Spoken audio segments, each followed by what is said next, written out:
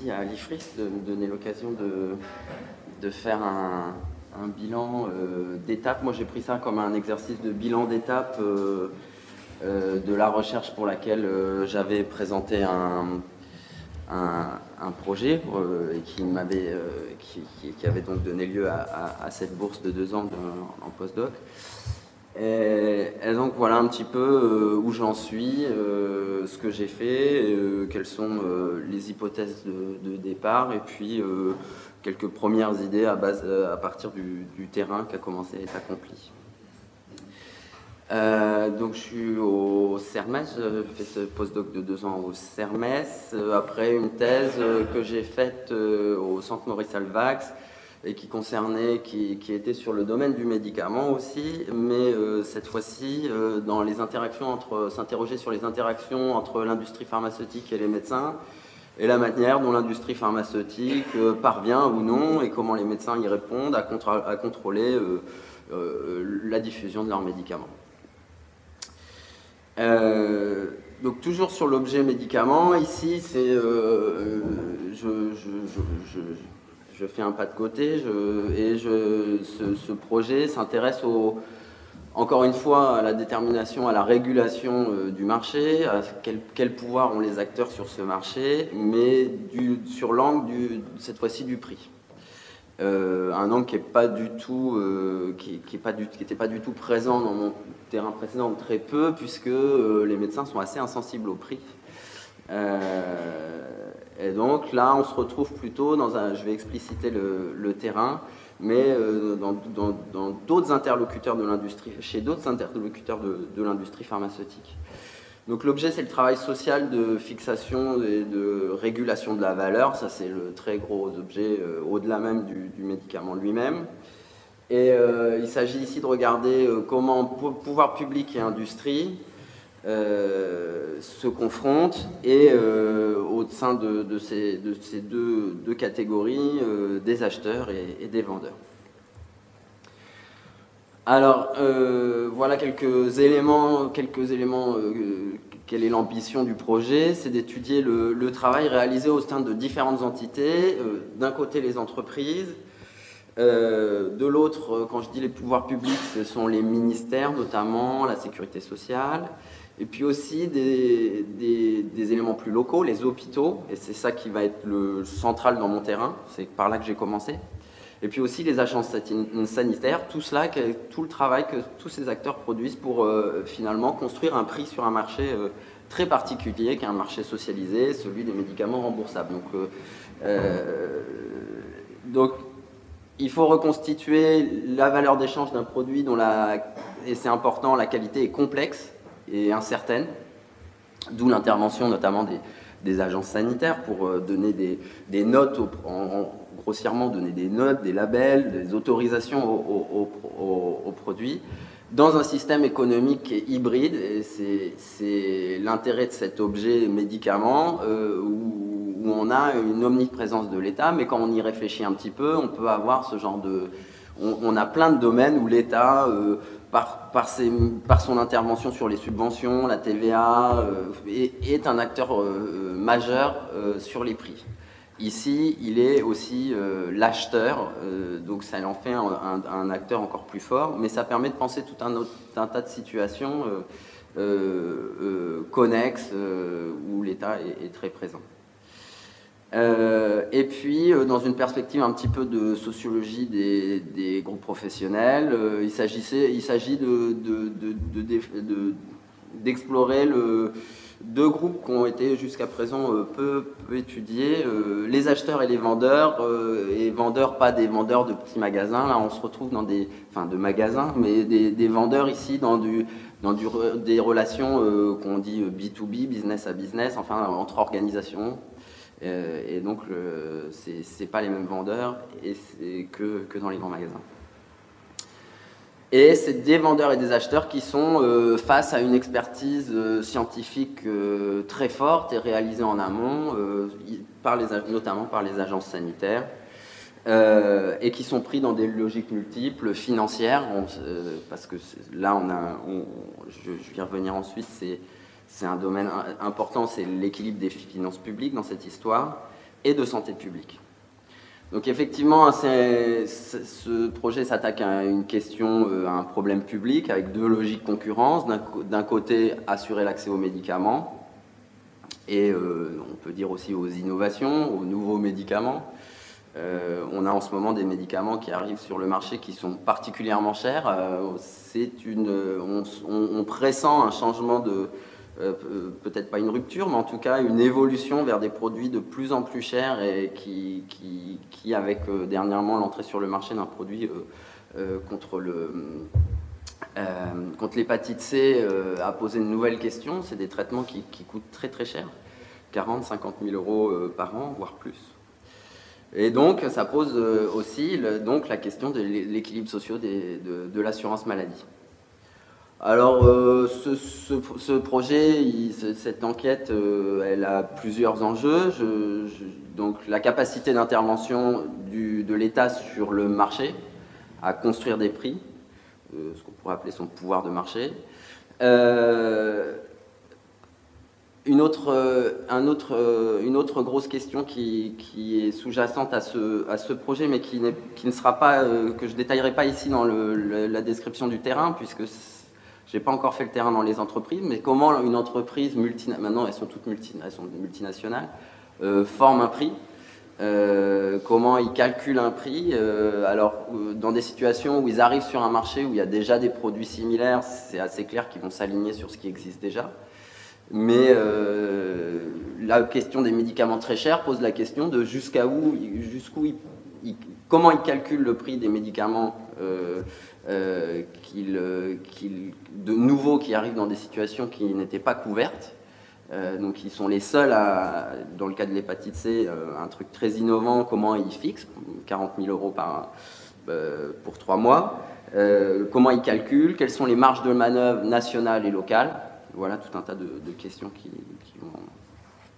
vont avec cette recherche. Et un autre enjeu, c'est d'observer les interactions entre les acheteurs ici d'organisations publiques et les vendeurs dans le champ de la santé et comment ils construisent un prix. Et puis également, je l'ai déjà dit, mais quelle est la place de l'expertise et de l'évaluation dans ces processus, et notamment dans le processus de réduction de l'incertitude sur la qualité. Alors le terrain prévu dans le projet à moyen terme, c'est-à-dire au-delà du postdoc, comporte trois éléments, et je vais en détailler surtout un. Donc un qui implique une ethnographie d'un comité qui est au ministère de la Santé et qui négocie directement la fixation des prix avec l'industrie pharmaceutique. Un deuxième, les services d'achat locaux dans les hôpitaux. Et un troisième où il s'agit d'aller chez les industriels, dans leurs services qu'ils appellent d'accès au marché, de pricing, c'est-à-dire de mise en place des prix, de détermination des prix, et y compris chez les consultants qui interviennent chez les industriels pour voir tout le travail de fixation de la valeur. Et une méthodologie, pour l'instant l'ethnographie seule a été développée, mais une socio-histoire est envisagée, des statistiques. Alors pour le postdoc, il a été ouvert un terrain d'accès dans un groupement, dans un service d'achat d'un groupement d'hôpitaux. Ça a été une négociation longue et délicate et ça a mis plusieurs mois à se débloquer. Et là, j'en profite pour souligner l'importance de la durée du postdoctorat qui nous a accordé à l'IFRIS et à remercier l'IFRIS pour les postdoctorants, au nom des postdoctorants, en tout cas à mon nom, pour ces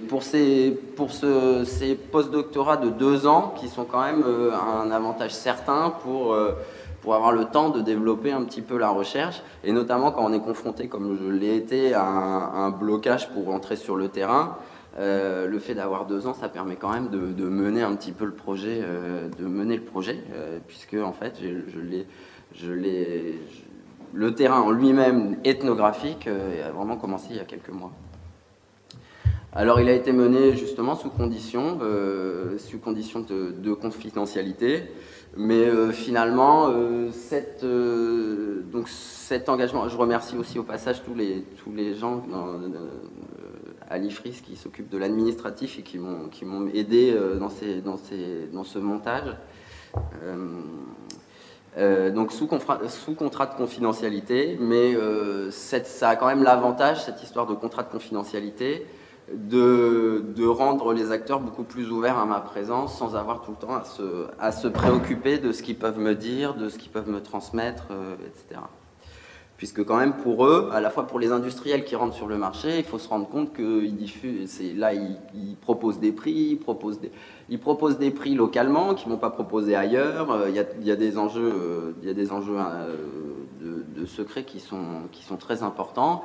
Et du côté de la centrale d'achat, il y a aussi la volonté de garder ces techniques d'achat confidentielles, même y compris auprès d'autres services d'achat publics, d'autres groupements d'hôpitaux.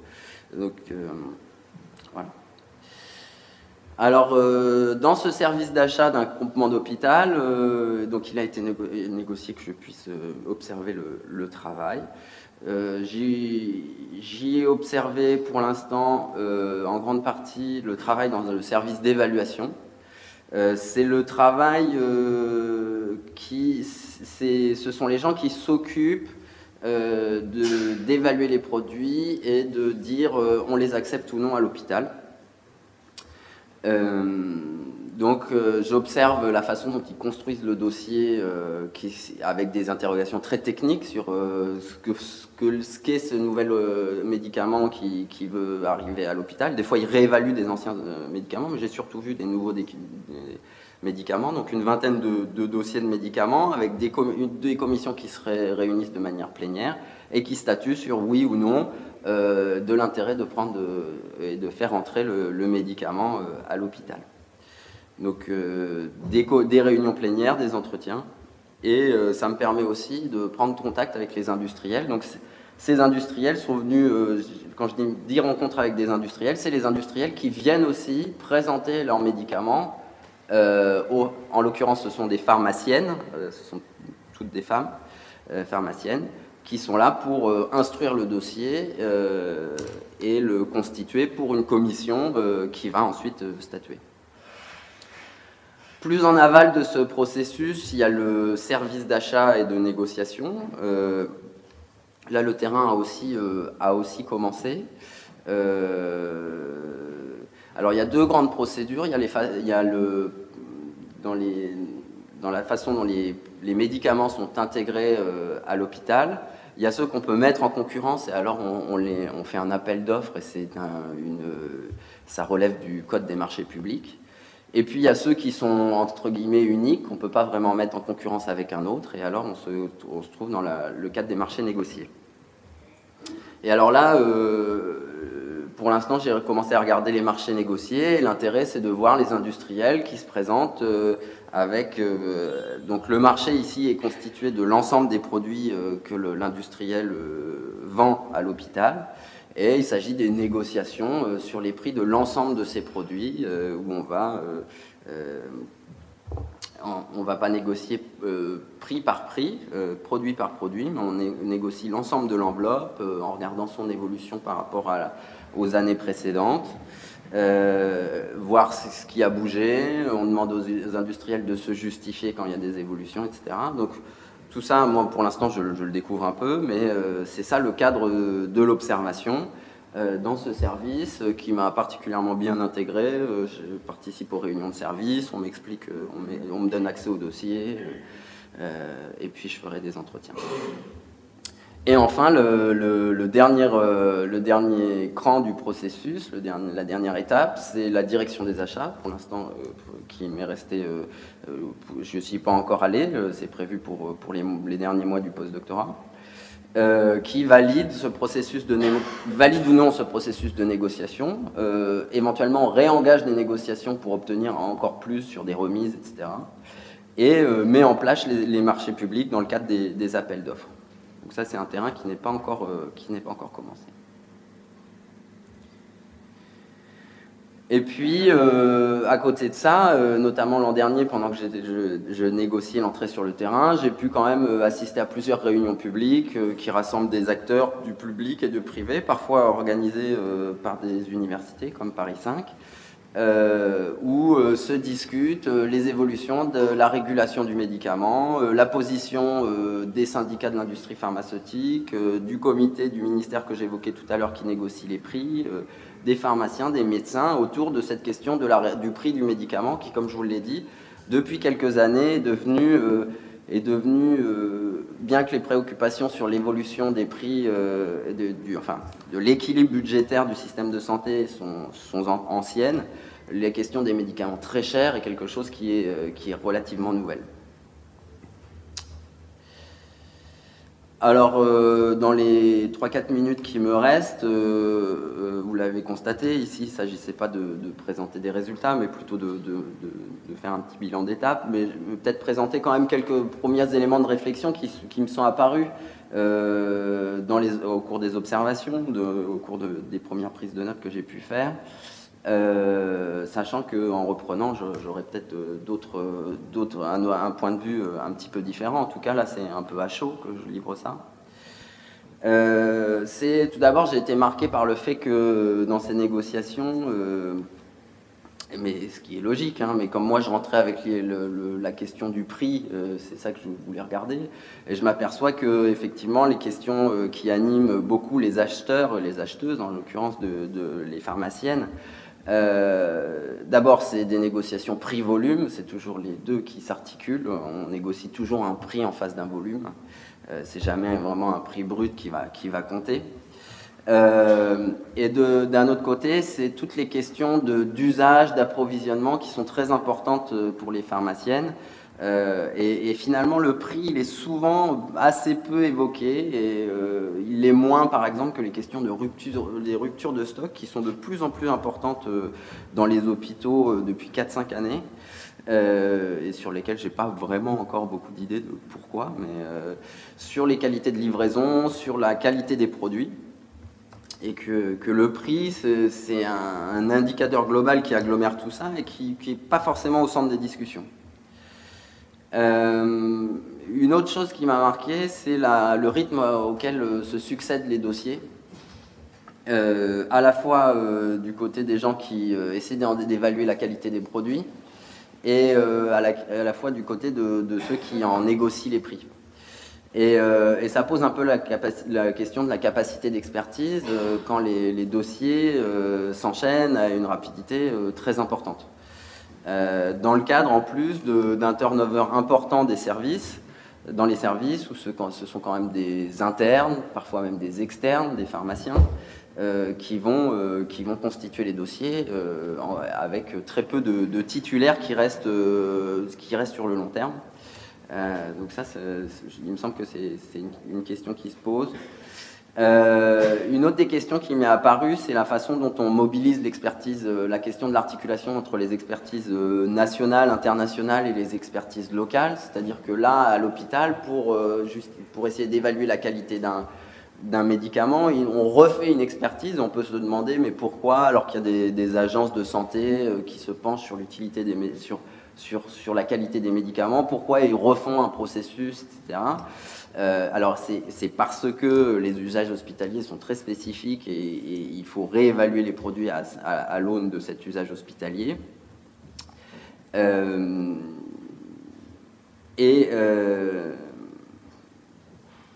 Et deuxièmement, non, j'ai mangé, c'est pas grave. Donc la superposition de ces expertises, c'est important. Et quand on constitue ces expertises, il y a une gestion locale des conflits d'intérêts avec les experts mobilisés que je découvre, et qui est une facette importante de cette ethnographie. Alors quelque chose qui m'a marqué aussi dans ces premières observations, c'est l'hétérogénéité des acteurs et des produits. Ça paraît évident, mais c'est des marchés qui sont extrêmement hétérogènes. Alors on va avoir des produits très très importants. Il y a une dizaine de produits qui va représenter quasiment 30% des dépenses, mais 10 produits sur des centaines et des centaines. Et en même temps, l'énergie des acteurs, elle n'est pas répartie du tout de manière homogène. C'est-à-dire que on n'a pas forcément les mêmes marges de manœuvre sur les gros produits qui sont extrêmement innovants et sur lesquels, en fait, voilà, on va accepter et on va pas beaucoup pouvoir négocier. Voilà, donc ça c'est la question de l'énergie et du travail qui est déployé en fonction de l'hétérogénéité de la valeur des produits, mais qui n'est pas proportionnelle. Et puis il y a la question de l'hétérogénéité des acteurs. Et là, j'essaie de comprendre un petit peu. On m'a déjà expliqué qu'entre les entreprises françaises et les anglo-saxonnes, des histoires de différence de culture par rapport au prix, aux négociations, à la capacité à faire des remises. Et puis aussi en fonction de la taille de ces entreprises, des portefeuilles, etc. Il y a une hétérogénéité dans les négociations.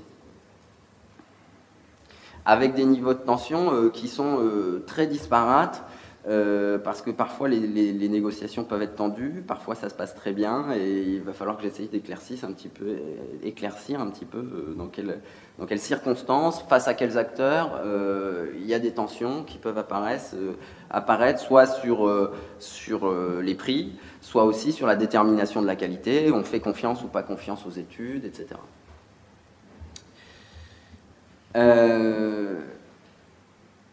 Là, ce que je mets, la dernière remarque aussi, c'est par rapport à la façon dont j'envisageais le projet au départ, négocier le prix d'un médicament, et je m'aperçois que en fait, ce qu'on négocie, c'est aussi on négocie face à un acteur, on négocie face à une entreprise, et je pense qu'au ministère, quand il fixe les prix, ça peut aussi être le cas, c'est-à-dire que la détermination du prix d'un produit détermine aussi tout l'historique de ce qui s'est fait avec cet acteur par le passé.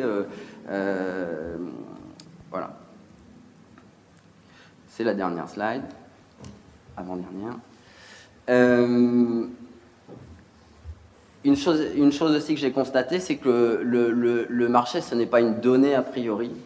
C'est-à-dire que tout un travail de ces échanges entre acheteurs et vendeurs, c'est de comprendre ce marché. Et les acheteurs comme les vendeurs n'ont pas toute la maîtrise des marchés, c'est-à-dire des quantités vendues, des prix, identifier la concurrence, savoir quelle est la concurrence. Et ça presque ça se négocie. Il y a des négociations aussi sur les échanges de données.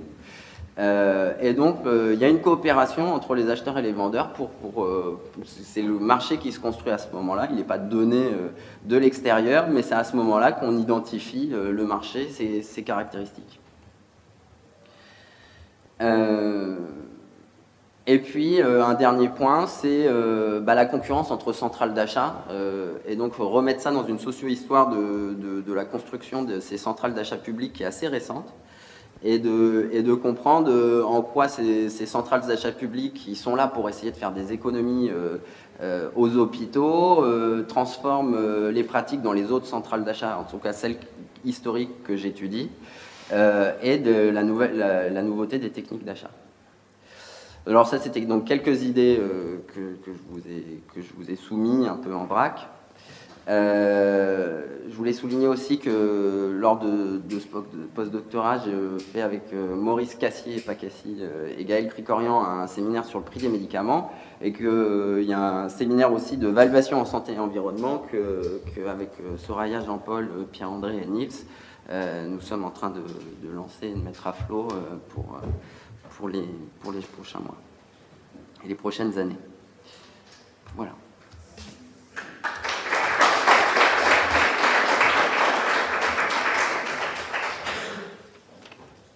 Merci Jérôme pour ta présentation.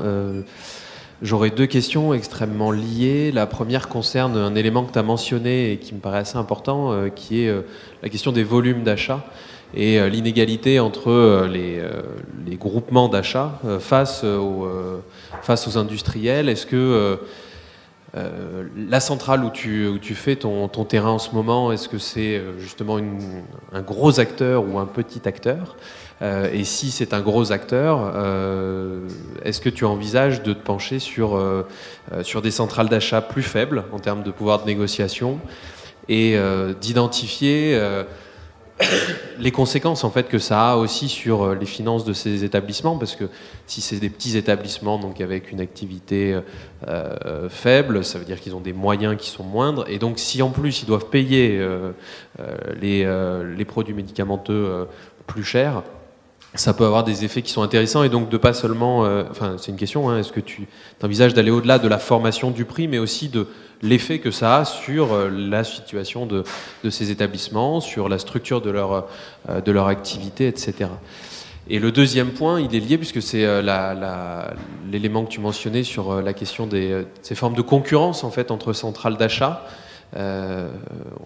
On sait que sans privatiser le fonctionnement hospitalier, une des formes de régulation de ce système dans les années 80-90 et puis surtout 2000, c'était de mettre en concurrence, mais par comparaison, les hôpitaux, ce qui était clairement voulu par l'administration centrale. Est-ce que là, ce mode de fonctionnement des centrales d'achat, il est également pensé à un niveau bureaucratique national comme un moyen d'optimiser en fait la capacité des établissements hospitaliers à négocier des prix les plus bas. Autrement dit, est-ce qu'il y a un gouvernement, une politique très claire de l'État sur cette question?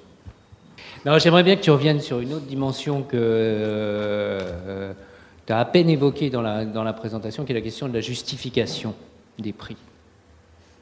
Et quand je dis justification des prix, en fait, il y a deux volets. Il y a un volet un peu théorique qui renvoie à ce que tu disais sur faire une sociologie de ces marchés, de la construction des prix, etc. C'est-à-dire de la façon dont les différents paramètres de définition du prix, en particulier du côté des industriels, c'est-à-dire ce qui va relever du renvoi au coût de production, ou au coût de recherche, ou éventuellement à d'autres modalités de quantification de la valeur, sont mobilisés. Donc ça, c'est un peu sur la place que ça occupe dans ces dispositifs de négociation du prix que tu veux suivre.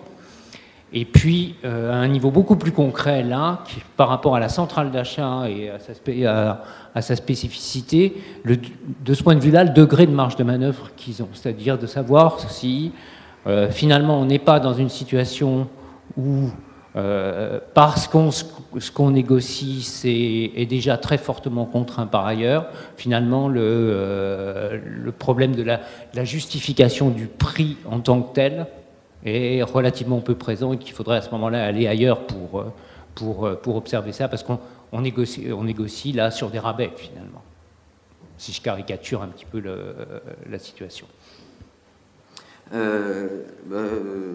Oui, Pierre-André, sur la question de l'inégalité des centrales d'achat, tu as parfaitement raison, et bon, je l'ai pas dit, mais ça fait partie aussi d'un complément d'enquête, d'aller voir au minimum par des entretiens ce qui se passe dans les petites centrales, voire dans les hôpitaux locaux.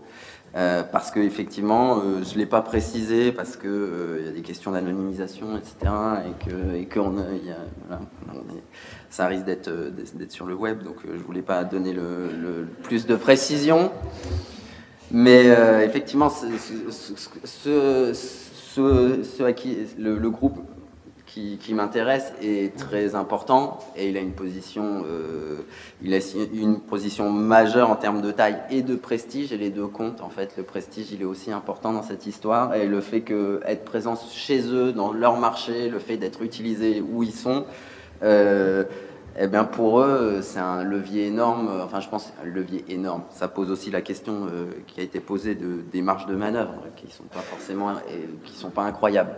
Mais malgré tout, ça leur donne des marges de manœuvre très importantes. Les volumes, ça c'est clair que ça donne une marge de manœuvre très importante, et le prestige. Après, les effets et là ça pose la question, ça revient sur cette question aussi de leur marge de manœuvre. Quels sont les effets de leur travail financièrement? Ça fait partie de ta question. Ça, j'ai du mal encore à me représenter. Je pense qu'ils ont à la fois des effets sur la qualité, parce qu'en fait c'est un package, c'est-à-dire sur les prix ils vont pas forcément avoir des effets incroyables, ça va être quelques pourcents. Tout leur travail, ça va être quelques dizaines de millions d'euros d'économisés chaque année, mais sur un budget qui est beaucoup plus conséquent. Donc ce sont des quelques pourcents, mais en même temps, ils vont aussi avoir des garanties sur la qualité, ils vont obtenir plein de petites choses à côté, éventuellement des services, voilà, c'est pas que du prix qu'ils obtiennent, et donc ils ont pas qu'un travail là-dessus. Concernant la politique de l'État et sur la comparaison des centrales d'achat, ça reste encore ouvert. La question est bonne. Et au ministère, comment on envisage ces centrales d'achat comme un instrument d'économie, etc., éventuellement de mise en concurrence. Je sais qu'ils font un peu de benchmarking, ils essaient de voir un petit peu ce que font les autres, mais c'est pas facile parce qu'en fait chacun garde précieusement ses données confidentielles. Alors il faudrait que je leur demande comment parce qu'il m'avait dit, le directeur m'avait donné quelques éléments de comparaison de prix. Donc effectivement ils font un peu de benchmarking entre eux, mais pour l'instant c'est pas un instrument de régulation mis en place à un niveau supérieur, enfin de ce que je sais. Sur la justification des prix, ça je pense que c'est effectivement Jean-Paul, un des biais sur lesquels j'aimerais bien rentrer dans l'analyse de ces données. Pour l'instant, j'ai assez peu pour répondre à ce que tu dis, comment ils justifient leurs prix. C'est surtout, c'est assez peu mobilisé dans ce que j'ai vu pour l'instant. Voilà, les domaines de justification, et c'est aussi d'une certaine façon parce que ils ont une marge de manœuvre qui est quand même, comme tu le disais, très contrainte, notamment parce que le ministère fixe par ailleurs des prix sur certains médicaments. Donc je me suis pas étalé sur la question. C'est des marchés segmentés avec parfois de la négociation et parfois peu de négociations possibles.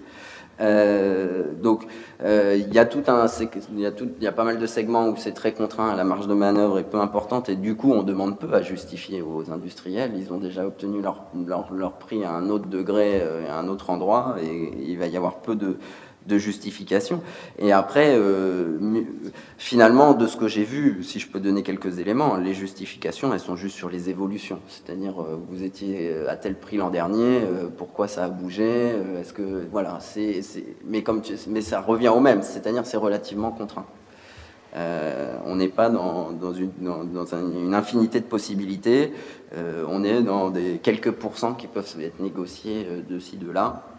Et notamment par rapport à ce qui contraint beaucoup, c'est notamment l'historique des prix, l'historique des prix de la concurrence, etc. Et enfin, pour répondre à aux dernières questions de Sarah, l'assurance maladie. Alors l'assurance maladie, j'ai l'impression qu'elle donne quand même, qu'elle est présente en toile de fond, et ça va falloir que je pense que j'éclaircisse vraiment quel est le degré de coercition ou disons en tout cas de recommandation qu'elle peut faire à ces services-là, et dans quelle mesure eux sont contraints d'écouter, etc. Il y a un budget, il y a toute une question du budget hospitalier que Pierre-André connaît mieux que moi. Malgré tout, il y en est assez peu question. Mais il y a quand même des questions. Je vois bien que l'assurance maladie est présente pour, par exemple, je vais donner un exemple très précis, l'hôpital pendant tout un temps a acheté par exemple des médicaments à zéro. C'est même arrivé, ou presque. C'est-à-dire les industriels donnaient les médicaments à l'hôpital, ou quasi, pour la bonne et simple raison que l'industriel il voulait conquérir le marché de sortie de l'hôpital, c'est-à-dire ce qu'on appelle le marché de ville. Et donc les hôpitaux, dans une stratégie propre qui n'était pas celle de la gestion de l'ensemble des comptes nationaux, étaient bien contents de négocier à très peu. Ensuite, c'était prescrit énormément et ça investissait tout le marché hospitalier, mais eux, c'était neutre pour eux parce que c'était très peu cher. Mais ensuite, en ville, ça gagnait toutes les prescriptions des médecins, et c'est ainsi que même si les industriels perdaient de l'argent à l'hôpital, ils regagnaient énormément à la ville. Et l'assurance maladie, par des formations, par une sensibilisation, et je ne sais pas si c'est elle la seule responsable, mais en tout cas à l'hôpital, ils commencent par exemple à être sensibles à ça. c'est-à-dire à être sensible à l'équilibre total des comptes de l'assurance maladie. Et quand on va faire une négociation, on va aussi réfléchir au prix qui est en ville. Et ils appellent ça les PHMEV, je ne sais même pas exactement ce que ça veut dire, mais voilà, ils commencent à calculer en se disant, oui d'accord, nous on peut avoir des prix très intéressants ici, mais on doit commencer à tenir compte du fait que ça va déséquilibrer ou impacter les budgets en ville, et pour lesquels en fait, pour eux, normalement c'est neutre, mais ils commencent à intégrer ce genre de logique. Voilà. Et pour les traitements très chers, comme je l'ai dit tout à l'heure, en fait, ces traitements très chers, ils ont plus de place dans mon enquête au ministère de la Santé qu'à l'hôpital, parce que ces traitements très chers, il y a un mode de financement et de fixation du prix qui fait qu'à l'hôpital, c'est encore la question de la marge de manœuvre, peut-être moins de marge de manœuvre que sur d'autres produits. Voilà pourquoi j'en ai assez peu parlé. Voilà, je vous remercie. Merci bien.